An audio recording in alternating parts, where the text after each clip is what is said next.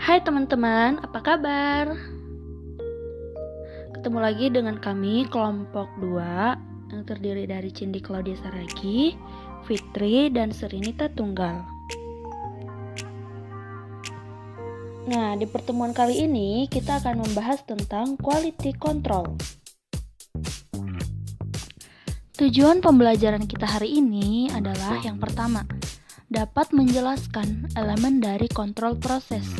Yang kedua, dapat memahami bagaimana control chart digunakan dalam memonitor quality control. Yang ketiga, dapat menggunakan dan menafsirkan control chart. Yang keempat, dapat memeriksa ketidakacakan dalam proses output. Dan yang terakhir, dapat menilai kemampuan proses. Quality control merupakan proses mengevaluasi output relatif terhadap standar dan melakukan perbaikan saat output tidak memenuhi standar. Ini merupakan pendekatan jaminan kualitas, di mana jika semuanya dilakukan maka proses akan progresif. Begitupun sebaliknya, semakin kurang langkah tersebut dilakukan maka semakin tidak progresif proses tersebut. Selanjutnya, kita akan membahas tentang inspection atau inspeksi. Inspeksi adalah kegiatan penilaian yang membandingkan barang atau jasa dengan standar. Inspeksi dapat terjadi pada 3 titik, sebelum produksi, selama produksi, dan setelah produksi. Tujuan inspeksi adalah untuk memberikan informasi tentang sejauh mana item sesuai dengan standar. Masalah dasarnya adalah yang pertama, seberapa banyak dan seberapa sering inspeksi dilakukan. Seberapa banyak dan seberapa sering inspeksi dilakukan tergantung pada biaya. Jika barang memiliki biaya terkait yang besar melewati produk yang cacat, seringkali memerlukan pemeriksaan yang lebih intensif. Jumlah inspeksi optimal ditentukan dengan pertemuan antara total biaya inspeksi dan cacat masa lalu adalah diminimalkan. Di mana saja inspeksi dilakukan? Yang pertama, bahan baku dan bagian yang dibeli. Diperlukan sensi dalam membayar barang atau material yang digunakan. Program sertifikasi pemasok dapat mengurangi atau menghilangkan kebutuhan akan inspeksi pada bagian ini. Yang kedua, produk jadi. Kepuasan pelanggan dan citra perusahaan dipertaruhkan di sini. Dan memperbaiki atau mengganti produk di lapangan biasanya jauh lebih mahal daripada melakukannya di pabrik. Yang ketiga, sebelum operasi menjadi mahal. Intinya bukan membuang-buang waktu atau tenaga mesin mahal untuk barang yang rusak. Yang keempat, sebelum masuk proses yang tidak dapat diubah. Dalam banyak kasus, barang dapat dikerjakan ulang sampai batas tertentu di titik. Di luar titik itu mereka tidak bisa diubah. Misalnya, produk keramik tidak dapat diperbaiki jika ada kesalahan karena tidak dapat diubah. Dan yang terakhir, sebelum proses penutupan, pengecatan, pelapisan, dan perakitan sering dilakukan untuk upaya menutupi cacat. Inspeksi terpusat atau di tempat. Beberapa situasi mengharuskan inspeksi dilakukan di lokasi. Alasan untuk memilih inspeksi di tempat meliputi keputusan yang lebih cepat dan penghindaran pengakuan faktor asing. Misalnya, kerusakan atau perubahan sampel lainnya selama transportasi ke laboratorium. Di sisi lain, jika inspeksi dilakukan dengan terpusat, maka peralatan khusus dan lingkungan pengujian lebih menguntungkan atau lebih sedikit kebisingan dan kebingungan, kurangnya getaran, tidak adanya debu, dan tidak ada pekerja bantu inspeksi, menawarkan argumen yang kuat untuk penggunaan laboratorium. Apakah akan menginspeksi atribut atau variabel? Atribut diinspeksi dengan menghitung berapa kali sesuatu terjadi, sedangkan variabel diinspeksi dengan mengukur nilai suatu karakteristik. Pembahasan kita selanjutnya adalah Statistical Process Control. Statistik Proses Control atau SPC digunakan untuk mengevaluasi output proses dan untuk memutuskan apakah suatu proses dalam kendali atau jika ada tindakan korektif yang diperlukan. Variabilitas proses. Semua proses menghasilkan output yang menunjukkan beberapa tingkat variabilitas. Pertanyaan dasar tentang variasi proses. Apakah variasinya acak? Jika variasinya tidak acak hadir, proses dianggap tidak stabil. Tindakan korektif perlu diambil untuk meningkatkan proses dengan menghilangkan penyebab ketidakacakan dan mencapai proses yang stabil. Pertanyaan kedua, variabilitas output sesuai dengan kriteria. Jika suatu proses tidak dapat sesuai dengan kriteria, maka situasi ini perlu ditangani. Terdapat dua jenis variasi. Yang pertama, random variation atau variasi acak, atau dalam istilah Deming disebut sebagai variabilitas umum, yang merupakan variasi alami dalam output suatu proses dan diciptakan oleh faktor-faktor kecil yang tidak terhitung jumlahnya. Yang kedua, assignable variation atau variasi tidak acak, atau dalam istilah Deming ini disebut sebagai variasi khusus, yang merupakan variasi yang penyebabnya dapat diidentifikasi dan khusus karena suatu hal. Sampling dan distribusi sampling. Dalam pengendalian proses statistik, sampel periodik dan statistik sampel dari output proses diambil, seperti sampel rata-rata atau jumlah kejadian dari hasil tertentu. Statistik sampel dapat digunakan untuk menilai keacakan variasi proses. Ini merupakan ilustrasi distribusi sampling dan distribusi proses. Perhatikan gambar ini. Hal penting dalam distribusi sampling adalah yang pertama, kedua distribusi memiliki rata-rata yang sama. Yang kedua, variabilitas distribusi sampling kurang dari variabilitas proses. Dan yang ketiga, distribusi sampling normal. Jika distribusi telah berjalan seperti itu, maka distribusi sampling adalah benar, bahkan jika proses distribusi tidak normal. Gambar ini menggambarkan apa yang terjadi pada bentuk distribusi sampling relatif terhadap ukuran sampel. Semakin besar ukuran sampel, semakin sempit distribusi sampel. The control process. Pengambilan sampel dan tindakan korektif hanya merupakan bagian dari proses kontrol. Dibutuhkan kontrol yang efektif dengan langkah-langkah berikut. Yang pertama, menetapkan. Langkah pertama adalah mendefinisikan secara terperinci apa yang harus dikontrol. Yang kedua, mengukur. Hanya karakteristik yang dapat dihitung atau diukur adalah kandidat untuk dikontrol. Yang ketiga, membandingkan. Harus ada standar perbandingan yang dapat digunakan untuk mengevaluasi pengukuran. Ini akan berhubungan dengan tingkat kualitas yang dicari. Yang keempat, evaluasi. Manajemen harus menetapkan definisi di luar kendali. Bahkan, sebuah proses itu berfungsi sebagaimana mestinya, tidak akan menghasilkan output yang sesuai persis dengan standar. Yang kelima, benar. Ketika suatu proses dinilai di luar kendali, tindakan korektif harus diambil. Dan yang terakhir, pantau hasil. Untuk memastikan bahwa tindakan korektif efektif, hasil dari suatu proses harus dimonitor untuk jangka waktu yang cukup untuk memverifikasi bahwa masalahnya telah terjadi dihilangkan. Selanjutnya, kita akan membahas tentang control chart, suara dari proses. Diagram kontrol adalah plot statistik sampel yang diurutkan waktu, yang digunakan untuk membedakan variabilitas acak dan non-acak yang dikembangkan oleh Walter Shewhart. Tujuan dari diagram kontrol adalah untuk memantau output proses untuk melihat apakah itu acak. Contoh bagan kendali. Dengan diagram kontrol, kita dapat mengetahui jika ada yang keluar dari batas atau di luar kendali. Jika Jika itu terjadi, prosesnya akan dihentikan untuk menemukan dan memperbaiki penyebab dari non-random variasi. Diagram kontrol memiliki dua batas yang memisahkan variasi acak dan variasi non-random. Nilai yang lebih besar adalah batas kontrol atas atau UCL, dan nilai yang lebih kecil adalah batas kontrol rendah atau LCL.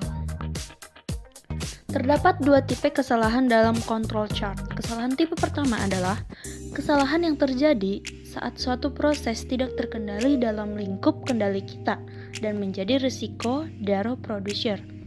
Kesalahan tipe kedua merupakan kesalahan yang terjadi ketika suatu proses berada dalam kendali. Ketika itu sebenarnya tidak karena bukan dalam lingkup kendali kita dan menjadi risiko dari konsumen. Control chart untuk variabel. Terdapat dua jenis control chart untuk variabel. Pertama yaitu main chart. Main chart atau diagram kontrol rata-rata merupakan diagram kendali yang digunakan untuk memantau kecenderungan sentral dari suatu proses. Main chart dapat dihitung dengan rumus.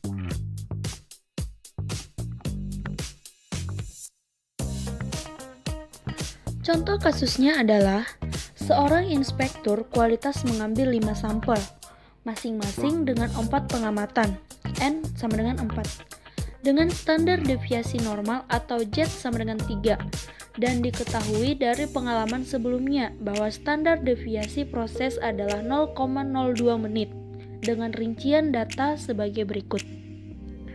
Maka X bar sama dengan, selanjutnya tinggal dimasukkan ke dalam rumus, maka hasilnya adalah jenis yang kedua adalah range chart atau rentang grafik. Range control chart atau R chart digunakan untuk memantau dispersi atau penyebaran dalam proses. Grafik ini peka terhadap perubahan dalam dispersi proses, meskipun distribusi pengambilan sampel yang mendasarinya tidak normal. Konsep untuk penggunaan rentang grafik hampir sama dengan yang digunakan grafik rata-rata. Batas kontrol untuk rentang grafik ditemukan menggunakan rumus. Menentukan batas kontrol. Untuk menentukan batas kontrol, kita dapat menggunakan prosedur berikut. Yang pertama, dapatkan 20 hingga 25 sampel. Hitung statistik sampel yang tepat untuk setiap sampel. Yang kedua, tetapkan batas kontrol awal menggunakan rumus. Yang ketiga, tentukan apakah ada poin yang berada di luar batas kontrol. Yang keempat, jika tidak ditemukan sinyal di luar kendali, maka proses diasumsikan dalam kendali. Dan yang terakhir, plot data pada diagram kontrol dan periksa sinyal di luar kendali. Control chart untuk atribut. P-chart. Sebuah P-chart digunakan untuk memantau proporsi barang cacat yang dihasilkan oleh suatu proses. Basis teoretis untuk P-chart adalah distribusi binomial, meskipun untuk sampel besar ukuran. Distribusi normal memberikan perkiraan yang baik untuk itu. Secara konseptual, P-chart dibangun dan digunakan dengan cara yang hampir sama dengan bagan rata-rata. P-chart ditemukan dengan rumus dengan batas kontrol yang dicari dengan rumus. Berikutnya adalah C-chart. Ketika tujuannya adalah untuk mengontrol jumlah kemunculan atau misalnya cacat per unit, maka saat itulah C-chart digunakan. C-chart ditemukan dengan menghitung standar deviasi Poisson dengan rumus. Jika C belum ditemukan, maka C dicari dengan rumus sebagai berikut. Dan batas kontrol C-chart dihitung dengan rumus P-chart atau C-chart. Penggunaan P-chart dipilih jika yang pertama, saat observasi dapat ditempatkan dalam satu dari dua kategori seperti baik dan buruk, lulus dan gagal, operasikan atau jangan operasikan. Yang kedua, bila data terdiri dari beberapa sampel dari masing-masing, N observasi. sedangkan cecar digunakan jika ketika hanya jumlah kemunculan per unit yang dapat dihitung, contohnya goresan, renyok, atau kesalahan per item. Yang kedua, retakan atau kesalahan persatuan jarak. Yang ketiga, pecah atau robek per unit area. Yang keempat, bakteri atau polutan per unit volume. Dan yang terakhir, panggilan, keluhan, kegagalan, kerusakan peralatan, atau kejahatan per unit waktu.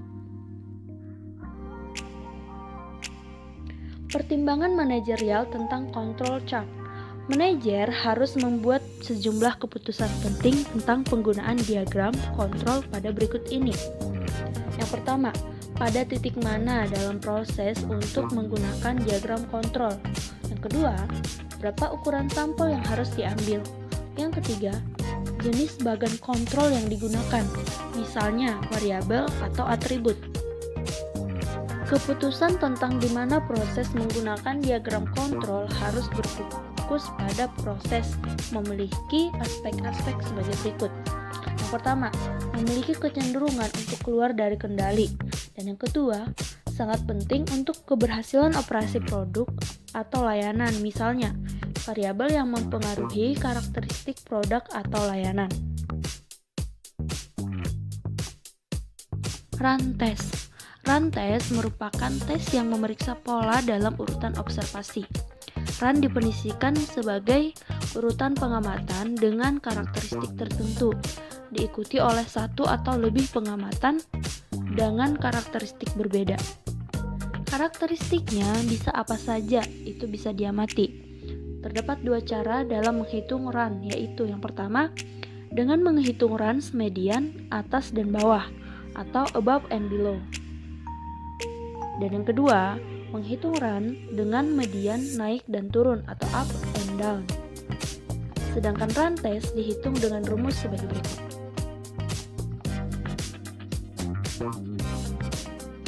Menggunakan control chart dan run test bersama. Prosedur ini melibatkan tiga hal berikut. Pertama, hitung batas kontrol untuk output proses. Hal ini dilakukan dengan tentukan jenis bagan kendali mana yang sesuai. Hitung batas kontrol menggunakan rumus yang sesuai. Jika ada statistik sampel yang berada di luar batas kontrol, prosesnya tidak terkendali. Yang kedua, melakukan tes median dan run up atau down. Yang ketiga, catatan. Jika telah sampai pada tahap ini, maka tidak ada indikasi bahwa output proses non-random. Plot data sampel dan periksa secara visual untuk melihat pola. Jika pola terlihat, output mungkin tidak acak. Jika tidak, simpulkan hasilnya acak dan prosesnya terkendali.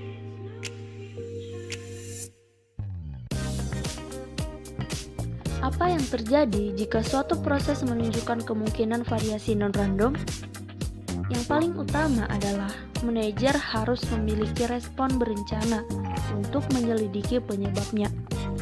Jika penyebabnya ditetapkan, dapat ditemukan, perlu ditangani.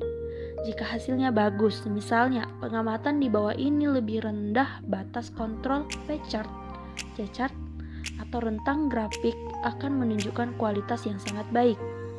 Dimungkinkan untuk mengubah proses untuk mencapai hasil yang sama secara berkelanjutan. Pembahasan kita berikutnya adalah proses capability atau kapabilitas proses. Proses capability. Istilah kemampuan proses mengacu pada variabilitas intern dari output proses relatif terhadap variasi yang diizinkan oleh spesifikasi desain. Variabilitas suatu proses menjadi titik fokus analisis. Terdapat tiga istilah yang umum digunakan merujuk pada variabilitas output proses. Yang pertama, spesifikasi atau toleransi ditetapkan oleh desain teknik atau persyaratan pelanggan. Mereka menunjukkan kisaran nilai di mana unit output individu harus jatuh agar dapat diterima. Yang kedua, batas kontrol adalah batas statistik yang mencerminkan sejauh mana statistik sampel seperti sarana dan rentang dapat bervariasi karena keacakan saja. Dan yang terakhir, variabilitas proses, mencerminkan variabilitas alami atau inherent atau yaitu acak dalam suatu proses. Analisis kapabilitas. Analisis kemampuan adalah penentuan apakah variabilitas yang melekat dalam output dari suatu proses yang terkendali dalam kisaran variabilitas yang dapat diterima yang diizinkan oleh spesifikasi desain untuk output proses. Jika sesuai spesifikasi, prosesnya dikatakan mampu. Jika tidak, manajer harus memutuskan bagaimana cara memperbaiki situasinya. CP atau Capability Index merupakan metode yang digunakan untuk menilai kemampuan suatu proses untuk memenuhi spesifikasi. Untuk menilai kemampuan mesin atau proses, Capability Index dapat dihitung dengan menggunakan rumus berikut. Agar suatu proses dianggap mampu, ia harus memiliki indeks kemampuan setidaknya 1,00. Namun, indeks 1,00 akan berarti bahwa proses tersebut hampir tidak mampu.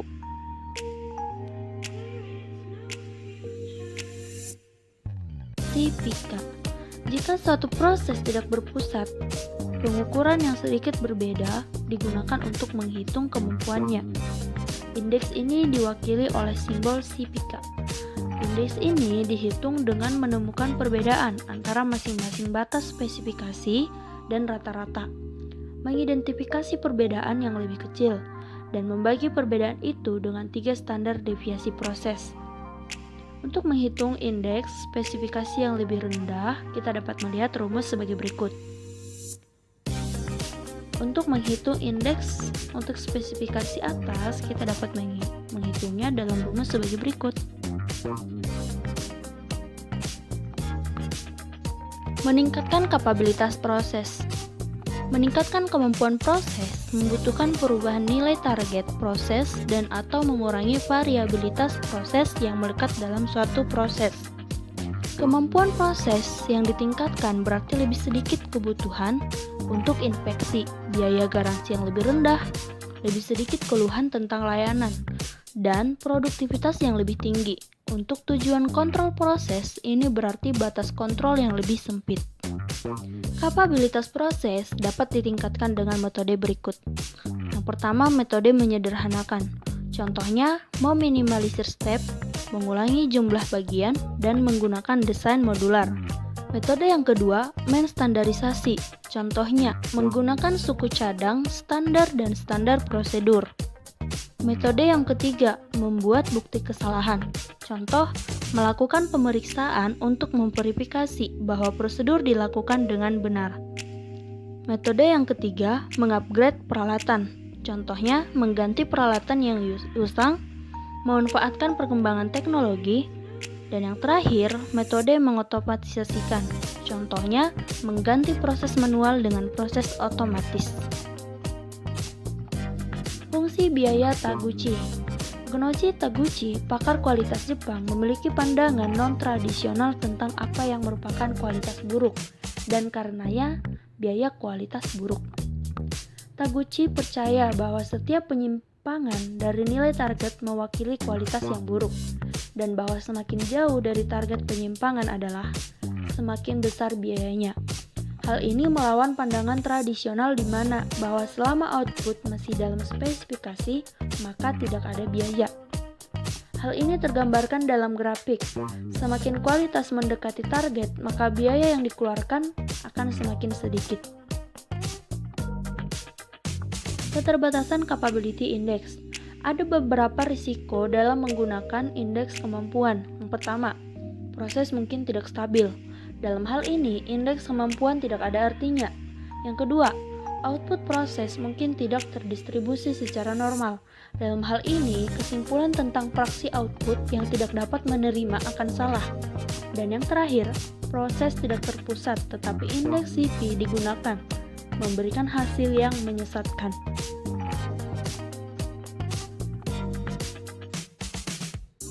Dengan begitu, materi hari ini kita dapat ringkas bahwa kontrol kualitas dinilai dengan melakukan inspeksi, sedangkan pencegahan dilakukan dengan mengontrol proses statistik yang dilakukan dengan dua cara, yaitu control cut dan run test.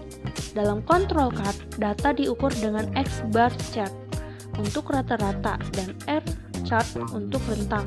Lalu data dihitung dengan P chart untuk pecahan yang rusak dan C chart untuk jumlah cacat. Sedangkan run test dilakukan dengan median test dan up and down test.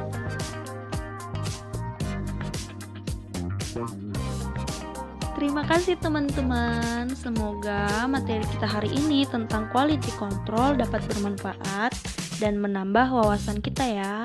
Terima kasih.